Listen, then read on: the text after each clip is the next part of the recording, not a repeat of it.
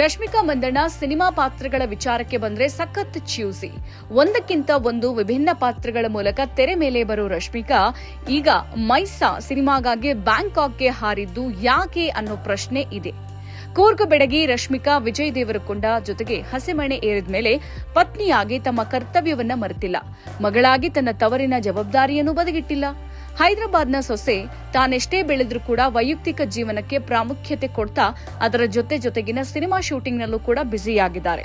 Back to back ಸಿನಿಮಾಗಳ ಮೂಲಕ ಈ ವರ್ಷ ತೆರೆ ಮೇಲೆ ಬರ್ತಾ ಇದ್ದು ವಿಶೇಷ ಕಸರತ್ತುಗಳನ್ನು ಕೂಡ ಮಾಡ್ತಿದ್ದಾರೆ. ರಶ್ಮಿಕಾ ಸದ್ಯ ತೆರೆಯ ಮೇಲೆ ಬರ್ತಿರೋ ಪಾತ್ರಗಳು ಒಂದಕ್ಕಿಂತ ಒಂದು ವಿಭಿನ್ನ.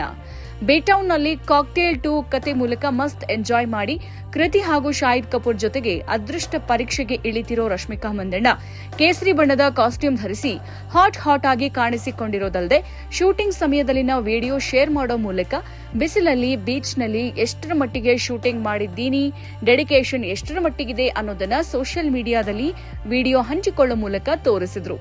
ಇದೀಗ ತಮ್ಮ ಅಪ್ಕಮಿಂಗ್ ಪ್ಯಾನ್ ಇಂಡಿಯಾ ಸಿನಿಮಾ ಮೈಸಾಗಾಗಿಯೂ ವಿಭಿನ್ನ ಪಾತ್ರದ ಮೂಲಕ ತೆರೆ ಮೇಲೆ ಬರಲಿದ್ದು ಈ ಸಮಯದಲ್ಲಿ ಬ್ಯಾಂಕಾಕ್ಗೆ ಹಾರಿದ್ದಾರೆ.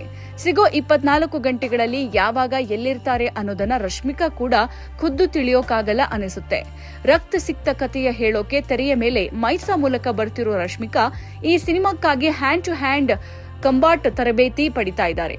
ಸಾಮಾನ್ಯವಾಗಿ ಮಿಲಿಟರಿ ಸೇವೆಗಳಲ್ಲಿ ಆತ್ಮರಕ್ಷಣೆಗಾಗಿ ಶಸ್ತ್ರಾಸ್ತ್ರಗಳಿಲ್ಲದೆ ನಡೆಯುವ ಕೈಯಿಂದ ಕೈಗೆ ಮಾಡುವ ಕಸರತ್ತು ಇದಾಗಿದ್ದು ರಶ್ಮಿಕಾ ಮೈಸಾಗಾಗಿ ಇದನ್ನ ಕಲಿತಾ ಇದ್ದಾರೆ. ಬ್ಯಾಂಕಾಕ್ಗೆ ತೆರಳಿ ಪ್ರತಿದಿನ 8 ಗಂಟೆಗಳ ಕಾಲ ಹ್ಯಾಂಡ್ ಟು ಹ್ಯಾಂಡ್ ಕಂಬಾಟಗಾಗಿ ತಮ್ಮ ಸಮಯವನ್ನ ಡೆಡಿಕೇಟ್ ಮಾಡ್ತಿದ್ದಾರೆ. ಇಷ್ಟೆಲ್ಲದರ ನಡುವೆಯೂ ರಶ್ಮಿಕಾ ತಾನು ವಿಜಯ್ ದೇವರಕೊಂಡ ಪತ್ನಿ, ತಾನು ಈ ಗೃಹಿಣಿ ಅನ್ನೋದನ್ನ ಮರೆತಿಲ್ಲ.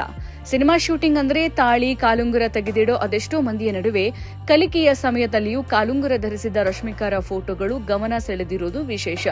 ಈಗಾಗಲೇ ಮೈಸಾ ಸಿನಿಮಾದ ಟೀಸರ್ ಬಿಡುಗಡೆಯಾಗಿದ್ದು ರಶ್ಮಿಕಾರ ಫೋಟೋಗಳು ಸಿನಿಮಾದಲ್ಲಿ ಏನೋ ವಿಶೇಷವಿದೆ ಅನ್ನೋದನ್ನ ಹೇಳ್ತಾ ಇರೋದು ಸುಳ್ಳಲ್ಲ.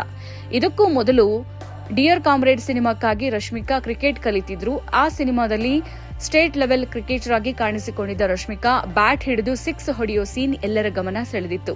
ಇದಾದ ನಂತರ ರಶ್ಮಿಕಾ ನಟಿಸ್ತಾ ಇರೋ ರಣಬಾಲಿಯೂ ಕೂಡ ವಿಶೇಷವಾದ ಕಥೆಯನ್ನ ಒಳಗೊಂಡಿದೆ. ಕಳೆದ ವರ್ಷ ಏಸುಬಾಯಿ ಆಗಿ ಆ ಪಾತ್ರಕ್ಕೆ ನ್ಯಾಯ ಒದಗಿಸಿದ್ದ ರಶ್ಮಿಕಾ ಈಗ ಜಯಮ್ಮಳಾಗಿ ಸ್ವತಂತ್ರ ಪೂರ್ವದ ಕತೆ ಹೇಳೋಕೆ ಬರ್ತಾ ಇದ್ದು ಜಯಮ್ಮನ ಪಾತ್ರ ಮೇಕಿಂಗ್ ಗಮನ ಸೆಳೆದಿತ್ತು. ರಶ್ಮಿಕಾ ನ್ಯಾಚುರಲ್ ಬ್ಯೂಟಿ ಅನ್ನೋದನ್ನ ಆ ಮೇಕಿಂಗ್ ವಿಡಿಯೋಗಳು ಸಾರಿ ಹೇಳಿದ್ದಲ್ಲದೆ ವಿಜಯ್ ದೇವರಕೊಂಡ ಜೊತೆಗಿನ ಆ ಸಿನಿಮಾ ರಶ್ಮಿಕಾ ಕೆರಿಯರ್ನ ವಿಭಿನ್ನ ಸಿನಿಮಾ ಆಗೋದ್ರಲ್ಲಿ ಸಂಶಯವೇ ಇಲ್ಲ ಅನ್ನುವಂತಿದೆ.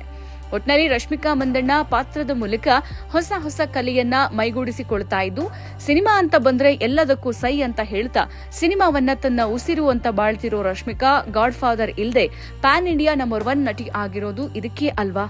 ಇಂಥ ವಿಚಾರಗಳೇ ಸಾಕು ಕೂರ್ಗ್ ಚೆಲುವೆಗೆ ಅವಕಾಶ ಹುಡುಕಿ ಬರೋದಕ್ಕೆ.